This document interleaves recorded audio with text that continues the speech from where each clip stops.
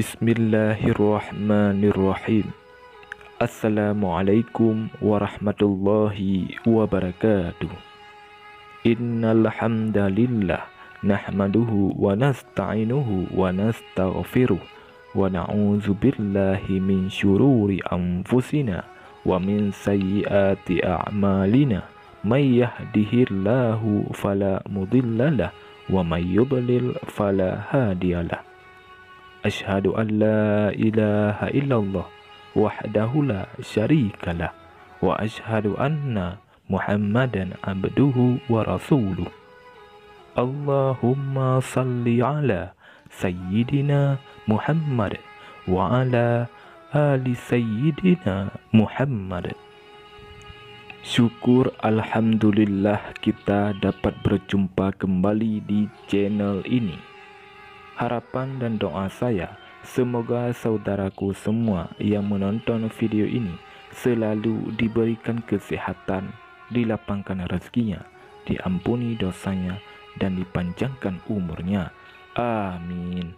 Amin. Ya Rabbal Alamin. Saudara muslim yang dirahmati Allah Subhanahu wa Ta'ala, hak Allah Subhanahu wa Ta'ala yang menentukan umatnya untuk masuk surga atau neraka. Untuk itu, sebagai umatnya, kita harus berusaha melakukan amalan-amalan baik yang bisa membantu proses masuk surga. Surga adalah tempat di akhirat yang penuh dengan kenikmatan melebihi dari apa yang ada di dunia. Mereka yang telah menjadi ahli surga tentu selalu beriman dan senantiasa mengerjakan perintah Allah Subhanahu wa Ta'ala. Allah Subhanahu wa Ta'ala berfirman di dalam Al-Quran, di dalam surga kamu memperoleh apa segala kenikmatan yang kamu inginkan, dan memperoleh pula di dalamnya apa segala kenikmatan yang kamu minta sebagai hidangan bagimu dari Rabb yang Maha Pengampun lagi Maha Penyayang. Quran Surat Fussilat ayat 31-32. Allah Subhanahu wa Ta'ala Maha Pengampun. Pastinya setiap manusia pernah berbuat kesalahan, baik itu disengaja atau tidak. Jika Anda memohon ampun, Allah Subhanahu wa Ta'ala pasti akan mengampuni kesalahan itu. Jika Anda seringkali melakukan kesalahan dan berdusta, Allah Subhanahu wa Ta'ala akan menegurmu dengan caranya. Tapi di saat Anda sering mengabaikan tegurannya dan tidak mau mengubah kesalahan itu menjadi lebih baik, maka di akhiratlah Anda akan menerima ganjarannya. Maka dari itu, untuk bisa mencapai tempat terbaik di akhirat, Anda perlu melakukan amalan-amalan yang insya Allah bisa menempatkanmu di tempat terbaik di sisinya. Saudara muslim yang dirahmati Allah Subhanahu wa Ta'ala, lantas apa saja amalan sunnah yang bisa menjadi penghuni surga tersebut? Yang pertama, puasa Senin dan Kamis. Melakukan puasa Senin dan Kamis dianggap bisa menjadi jalan menuju surga, sebab pada hari-hari itu pintu-pintu surga akan dibuka dan setiap dosa yang telah dilakukan akan mendapatkan pengampunan dari Allah Subhanahu wa Ta'ala. Dari Abu Hurairah radhiyallahu anhu, Rasulullah sallallahu alaihi wasallam bersabda, pintu-pintu surga dibuka pada Senin dan Kamis, maka semua hamba yang tidak menyekutukan Allah dengan sesuatu apapun akan diampuni dosa-dosanya, kecuali seseorang yang antara dia dan saudaranya terjadi permusuhan. Lalu dikatakan, tundalah pengampunan terhadap kedua orang ini sampai keduanya berdamai. Tundalah pengampunan terhadap kedua orang ini sampai keduanya berdamai. Tundalah pengampunan terhadap kedua orang ini sampai keduanya berdamai. Hadis riwayat Muslim.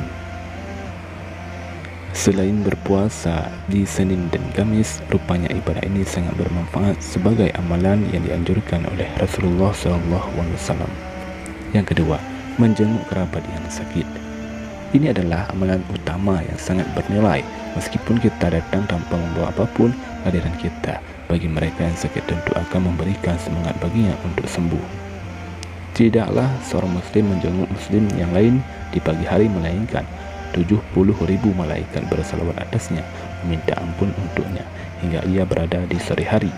Dan jika ia menjenguknya di sore hari, maka 70.000 malaikat bersalawat atasnya, memindahkan ampun untuknya hingga ia berada di pagi hari, dan ia akan beroleh buah-buahan yang akan dipetik di dalam surga kelak.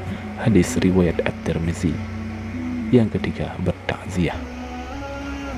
Pentingnya amalan takziah juga sangat berarti bagi keluarga yang ditinggalkan. Ini adalah bentuk amalan ringan yang bisa dilakukan saat ada kerabat muslim yang tengah dirundung musibah kematian. Efek dari bertakziah juga sangat dahsyat bagi keluarga yang ditinggalkan. Rasulullah SAW menganjurkan umat Islam untuk berkata, sesungguhnya Allah lah yang mengambil, sebab dialah yang memberi, dan di sisinya segala sesuatu memiliki ajal tertentu di saat ada yang meninggal. Yang keempat, memberi makan orang miskin. Inilah amalan ringan lainnya yang bisa dilakukan oleh siapa saja, memberikan sedikit makanan yang kita punya kepada mereka yang tengah kelaparan. Selain mengenyangkan, tetapi juga menguatkan mata batin persaudaraan. Mereka juga tentu akan merasa bahwa ada orang yang masih peduli di saat merasa kesulitan hidup yang tengah dihadapi. Allah Subhanahu wa Ta'ala berfirman di dalam Al-Quran, sesungguhnya kami memberi makanan kepadamu hanyalah untuk mengharapkan keridhaan Allah. Kami tidak menghendaki balasan dari kamu, dan tidak pula ucapan terima kasih. Quran Surah Al-Insan ayat 9. Saudara muslim yang dirahmati Allah Subhanahu wa Ta'ala, demikianlah amalan-amalan sunnah yang ringan tersebut adalah amalan kebaikan yang dicontohkan oleh Abu Bakar sebagai ahli surga yang bisa kita lakukan untuk menjadi penghuni surga. Rasulullah SAW bertanya, siapa di antara kamu yang berpuasa hari ini? Aku, jawab Abu Bakar. Rasulullah SAW bertanya lagi, siapa di antara kalian yang telah mengikuti pemakaman hari ini? Abu Bakar radhiyallahu anhu menjawab lagi, aku. Lagi Rasulullah bertanya, siapa di antara kalian yang memberi makan orang miskin hari ini? Lagi dan lagi Abu Bakar menjawab, aku. Rasulullah SAW kembali bertanya, siapakah di antara kalian yang menjenguk orang sakit hari ini? Dan untuk terakhir kali pula Abu Bakar menjawab, aku.